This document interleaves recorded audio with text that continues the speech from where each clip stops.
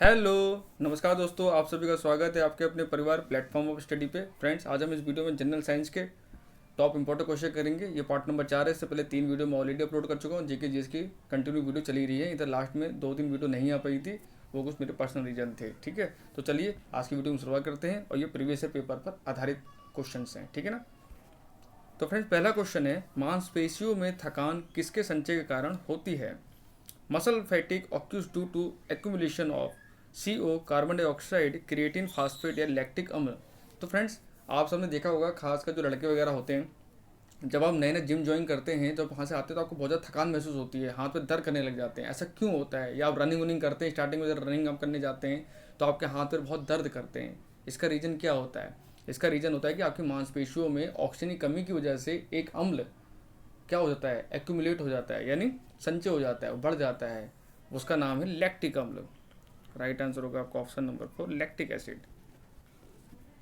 जिसकी वजह से क्या होता है, आपको थकान महसूस होती है। और ये कब होता है? जब ऑक्सीजन की कमी होती है आपकी बॉडी के अंदर। जब हैवी कोई काम करते हैं, मेहनत करते हैं, तो कहते नहीं मेहनत करने से हाथ पर थकान होती है, लेकिन वो कुछ दिन होती है, लेकिन बाद में फिर वो ठीक हो जाता है। रीजन यही होता है। ठीक है ना। अगला क्वेश्चन है, किसी वस्तु का जड़त्व उस वस्तु का कारण बनता है। The inertia of an object tends to cause the object to. घर्षण के कारण मंदन इसकी गति बढ़ाए, इसकी गति कम करे, या इसकी गति स्थिति में किसी परिवर्तन का विरोध करे। तो friend, law of inertia Newton का फर्स्ट लॉ था। न्यूटन ने 3 लॉ दिए थे, जिसमें सबसे फर्स्ट लॉ जो था वो था law of inertia. Law of inertia क्या था कि resist any change in its state of motion, यानी कि इसी गति की स्थिति किसी परिवर्तन का विरोध करे, यानी वो जिस स्थिति में है उसी स्थिति में रहने का वो प्रयास करता है। तो राइट आंसर होगा हमारा ऑप्शन नंबर 4। अगला क्वेश्चन है, विद्युत ऊर्जा की खपत की वाणिज्यिक इकाई क्या है? What is the commercial unit of electric energy consumed? Kilowatt hour, watt, volt या जूल? तो फ्रेंड्स, ये बहुत इंपॉर्टेंट क्वेश्चन है और अच्छे एग्जाम में सवाल को पूछा जाता है। तो आप देखते हैं वाणिज्यिक इकाई यानी कॉमर्शियल जो यूनिट होती है, जो आपके घर में बिजली आ रही है, जो आपकी मीटर रीडिंग आती है, हमने पढ़ा होगा वो किस में आती है?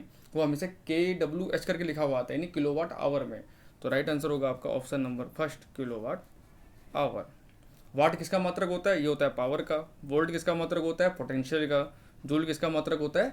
कार्य का। ठीक है ना, वर्क का। अगला क्वेश्चन है, जब जिंक के ऊपर सल्फ्यूरिक एसिड डाला जाता है तो निम्नलिखित में से कौन सी गैस बनती है? When sulfuric acid is poured over zinc, which of the following gases is formed? Sulphur dioxide, hydrogen, oxygen या जिंक ऑक्साइड? तो फ्रेंड्स, आपको मैंने प्रीवियस वीडियो में भी समझाया था, कोई भी मेटल है जब वो एसिड से रिएक्शन करता है तो हमेशा हाइड्रोजन गैस देता है, ये आपको रट लेना है। और जो नॉन मेटल होते हैं वो हमेशा क्रिया करके कौन सी गैस निकालते हैं? एसिड के साथ ऑक्सीजन गैस निकालते हैं। तो यहाँ का राइट आंसर है, जिंक क्या है हमारा? मेटल है। सल्फ्यूरिक एसिड क्या है? एसिड है। तो मेटल और प्लस जब हमारा क्या मिलेगा? एसिड, तो हमारा हमेशा निकलेगा हाइड्रोजन गैस। तो राइट आंसर होगा हमारा हाइड्रोजन। अब इसको प्रूव करके दिखा देता हूँ मैं आपको। देखो, उसने कहा है जब जिंक के ऊपर सल्फ्यूरिक एसिड ना, तो जिंक का होता है हमारा Zn, सल्फ्यूरिक एसिड होता है हमारा H2SO4। तो हमारा क्या बनेगा? जिंक सल्फेट बन जाएगा, ZnSO4, और H2 गैस हमारी बाहर निकल जाएगी। ठीक है ना। और अगर ये नॉन मेटल होता तो उसका राइट आंसर हो जाता आपका ऑक्सीजन, ऑप्शन नंबर 3। ठीक है ना।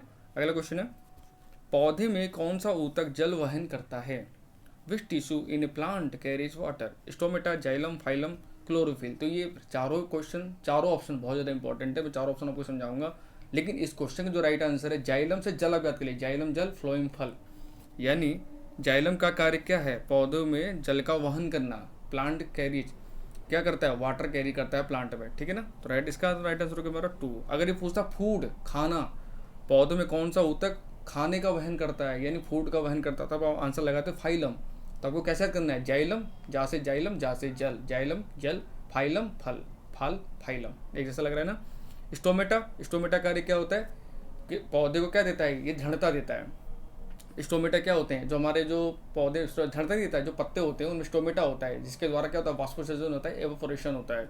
और क्लोरोफिल आप सबको पता है, इसकी वजह से पत्ते का रंग हरा को दिखाई देता है। उसमें क्या होता है? इसमें मैग्नीशियम होता है। अगला क्वेश्चन है, परमाणु जिनकी द्रव्यमान संख्या समान होती है लेकिन भिन्न होते हैं, परमाणु क्रमांक कहलाते हैं। Atoms having the same mass number but different atomic numbers are known as nucleons, isotopes, isotone या आइसोबार्स। तो फ्रेंड्स, ये बहुत इंपॉर्टेंट क्वेश्चन है। इसमें 2 क्वेश्चन मैं आपको बताऊंगा इस ऑप्शन के माध्यम से। तो फिलहाल इस क्वेश्चन का जो राइट आंसर है वो तो हो जाएगा आइसोबार, यानी समभारिक। यानी परमाणु जिनकी द्रव्यमान संख्या सेम रहती है लेकिन हमारे एटॉमिक नंबर डिफरेंट होते हैं, तो वो होता है हमारा आइसोबार। और इसको अगर हम उल्टा कर देंगे, ऐसे परमाणु क्रमांक जिनका परमाणु क्रमांक सेम होता है, द्रव्यमान संख्या भिन्न भिन्न होती है, अगर इसका उल्टा हम कर देंगे तो आपका आंसर हो जाएगा आइसोटोप, ऑप्शन नंबर 2 जो दिया हुआ है हमको। ठीक है ना। अगला क्वेश्चन है, निम्नलिखित में से कौन सा एथेनोइक एसिड है? Which of the following is an ethanoic acid? Amino acid, methyl alcohol, acetic acid या फॉर्मिक एसिड? तो फ्रेंड जो एथेनोइक एसिड है इसका डेली यूज आप करते हैं, खासकर फास्ट फूड वगैरह बनाने में। जब भी आप फास्ट फूड खाने जाते हैं जरूर डालता है इसको। आप समझ गए क्या होता है? वो होता है एसिटिक एसिड। ये किचन में बहुत ज़्यादा यूज होता है आपके, ठीक है ना, घर में भी। तो राइट आंसर होगा एसिटिक एसिड। इसी को हम एथेनोइक एसिड कहते हैं। इसका फॉर्मूला होता है CH3COH, CH3COOH। ठीक है ना। अगला क्वेश्चन है, हाँ, और इसमें देखा फार्मिक अम्ल। तो ये फार्मिक एसिड जो होता है, ये जो चींटी आपको काटती है तो जलन टाइप की मस्ती है, तो उसका रीजन ये फार्मिक एसिड ही होता है। जो चींटी के डंक में जो एसिड होता है वो फार्मिक एसिड होता है। ये क्वेश्चन पूछा गया एग्जाम के अंदर। अगला क्वेश्चन है, किस ताप पर जल का घनत्व अधिकतम होता है? At what temperature is the density of water the maximum? Very very important question. जब भी जल के घनत्व की आपकी बात करेगा, मैक्सिमम घनत्व जो होता है, डेंसिटी होता है, वो होता है 4 डिग्री सेल्सियस। राइट आंसर होगा ऑप्शन नंबर बी। अगला क्वेश्चन है, निम्नलिखित में से कौन सा जलने में मदद करता है? Which one out of the following helps in burning? Carbon dioxide, oxygen, carbon monoxide, nitrogen. तो फ्रेंड्स ये बहुत इंपॉर्टेंट क्वेश्चन आप देखते होंगे। जब भी आग लगती है उसमें क्या सहायक होता है? आग जलाने कौन सी गैस हमको चाहिए? वो चाहिए जो हमारे जीवन के लिए भी इंपॉर्टेंट है, ऑक्सीजन। तो राइट आंसर होगा हमारा ऑप्शन नंबर बी, ऑक्सीजन। और आग बुझाने के लिए कार्बन डाइऑक्साइड गैस का उपयोग किया जाता है, ये भी आपको पता होना चाहिए। ठीक है ना। जो भी आपने देखते होंगे ना फायर स्टिंगर होते हैं, उन सब में कार्बन डाइऑक्साइड गैस भरी रहती है। अगला क्वेश्चन है, जब कोई पिंड हवाई जहाज से गिरता है तो उसमें वृद्धि होती है। When a body falls from an aeroplane there is increase in its. तो फ्रेंड जब भी कोई गिरेगी तो उसमें कौन सी ऊर्जा होगी? जैसे बात है काइनेटिक एनर्जी होगी, गतिज ऊर्जा होगी उसके अंदर। गति के कारण जो ऊर्जा उत्पन्न होती है उसको हम गतिज ऊर्जा बोलते हैं।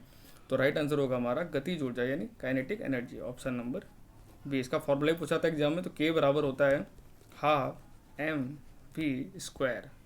अगला क्वेश्चन है, आमतौर पर इस्तेमाल होने वाला सेफ्टी फ्यूज वायर किससे बना होता है? तो आप देखते होंगे घर में जब भी लोड बढ़ जाता है, एकदम करंट बढ़ती है, तो क्या होता है आपका सर्किट ब्रेक कर दिया जाता है फ्यूज के द्वारा। करते हैं घरों में फ्यूज लगाया जाता है। फ्यूज बहुत इंपॉर्टेंट है घर में। अगर आप इलेक्ट्रिक सर्किट में फ्यूज का उपयोग नहीं करेंगे तो घर में आपकी आग लग जाएगी। सपोज एकदम वोल्टेज इंक्रीज हो गया, करंट एकदम बढ़ गई और सर्किट अगर ब्रेकडाउन नहीं होगा तो आपको जो घर में अप्लायंसेस हैं, होम अप्लायंसेस हैं, वो सब खराब हो जाएंगे।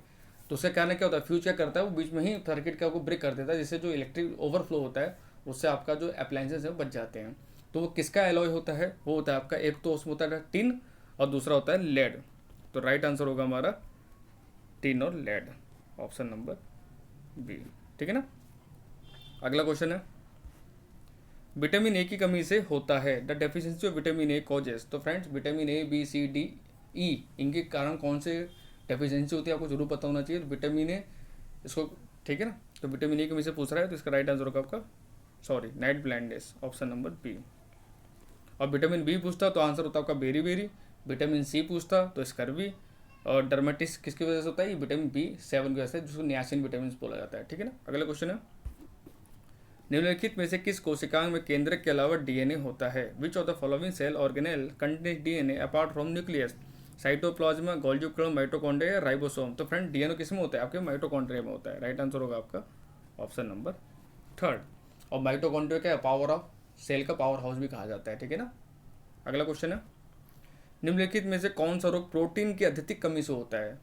विच of the following disease is caused by severe deficiency of protein? तो वहाँ आपसे पूछा था विटामिन के कारण। अगर आपके शरीर प्रोटीन की कमी होगी तो क्या होगा? प्रोटीन क्या कहता है? बॉडी बिल्डर माना जाता है, जिससे आपके बॉडी का विकास होता है। प्रोटीन इसलिए बहुत ज़्यादा इंपॉर्टेंट होता है बॉडी के लिए। जो लोग अपना वेट बढ़ाना चाहते हैं वो प्रोटीन का ही यूज करते हैं, कहते हैं दूध में मिला के प्रोटीन शेक वगैरह बनाते हैं। तो प्रोटीन के कारण कौन सी बीमारी हो जाती है? वो होती है क्वाशियोरकर। अगर आपके शरीर प्रोटीन, ये ज़्यादा छोटे बच्चों को होती है। देखना जो छोटे बच्चे जो वैसे होते हैं, सोशल मीडिया के बच्चों को देखना, कभी वो छोटे छोटे बच्चे रहते हैं उनका पेट बहुत ज़्यादा निकलता है, टोन की तरह उनका पेट निकल जाता है और हाथ तो पत्ते पतले होते हैं। उसका रीजन क्वाशियोरकर ही होता है। क्वाशियोरकर क्या होता है कि प्रोटीन डेफिशिएंसी होता है। ठीक है ना। अगला क्वेश्चन है, चिकित्सा विज्ञान की वह शाखा जो किडनी संबंधित है कहलाती है? The branch of medical science that deals with kidney is known as ophthalmology, cardiology, nephrology, odontology. ठीक है फ्रेंड्स। तो आपसे होता है चिकित्सा की बहुत सारी शाखाएं हैं। कोई हार्ट स्पेशलिस्ट होता है, कोई आई स्पेशलिस्ट होता है, कोई स्किन स्पेशलिस्ट होता है। तो इन सब की अलग शाखाएं हैं, ब्रांच होती हैं। ये पूरा किडनी के बारे में। तो किडनी के जो होता है उनको बोलते हैं नेफ्रोलॉजी, ऑप्शन नंबर और ऑप्थोमोलॉजी क्या है, ये नेत्र विज्ञान के लिए होता है। जो ऑप्थोमोलॉजिस्ट होते हैं, जो नेत्र के विशेषज्ञ होते हैं, उनको ऑप्थोमोलॉजिस्ट बोला जाता है। और जो स्किन, जैसे स्किन में कि दांत का खुजली जिनको होती है, वो जाते हैं अपना इलाज कराने के लिए, वो होते हैं डर्मेटिस्ट। और हार्ट का क्या होता है, कार्डियोलॉजिस्ट। ये आपको पता होना चाहिए। ठीक है फ्रेंड, तो thank you so much friends. आज के सवाल इतने ही थे और सारे इंपॉर्टेंट क्वेश्चन थे। आई होप आप लोगों को वीडियो अच्छा लगा होगा। अच्छा लगा तो लाइक शेयर कीजिएगा और चैनल को सब्सक्राइब कर लीजिएगा। मिलते हैं आपसे कल नेक्स्ट वीडियो में।